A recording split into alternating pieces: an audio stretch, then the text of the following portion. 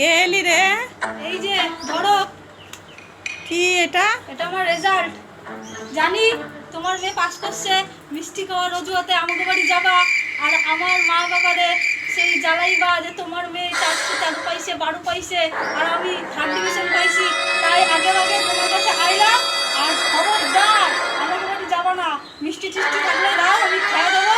আর যদি আমার মা বাবার কাছে গিয়ে তুমি একবারও কইছো তোমার মেয়ে কত পাইছে আর আমি কত পাইছি, তাহলে কিন্তু তোমার খবর আছে। তোমার লাস্ট ওয়ার্নিং দিলাম, যাবা না। যদি যাও তোমার বাড়িতে কিন্তু আমি ঢিল মারবো রাত্রেবেলা। তুমি কিন্তু আমার ঘর দুয়ার থেকে ছাড়ার ব্যবস্থা করবে না। না না বাবা, আমি যাব না, যাব না, ঠিক আছে? যাব না। হ্যাঁ, তোকে কথা দিলাম আমি যাব না। যদি যাও তোমার খবর আছে, মনে রাখবা। ঠিক আছে। ও তোমার রেজাল্ট নিয়ে কি এখন আমার বাড়ি যাবা? নে বাবা, যাবা তোর না? রেজাল্ট নিয়ে তুই যা। খবর আছে কিন্তু তোমার। যা যা। হ্যাঁ, আমার বাড়িতে হুমকি দিয়ে গেল যে আমার বাড়িতে নাকি ঢিল মারবে। এক্ষুনি ওর মার কাছে যাব, আর আমার মেয়ে যে 1st ডিভিশন পাস করছে সেটা জানাবো। যাই। না মা, যেও না। কেন? ও ওদের পাড়ায় একটা বাড়িতে এরম করেছে, আমি শুনলাম আমার ওই বান্ধবীর কাছে।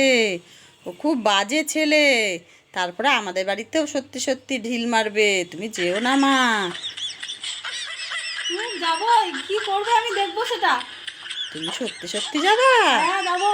দেখো তোমার যেন আবার ধাক্কা দিয়ে ফেলে ঠ্যাং ম্যাং ভেঙে না দেয়, সাবধানে এসো। কি বলছিস? তোমার নাকি? হ্যাঁ হ্যাঁ। হ্যাঁ। হুম।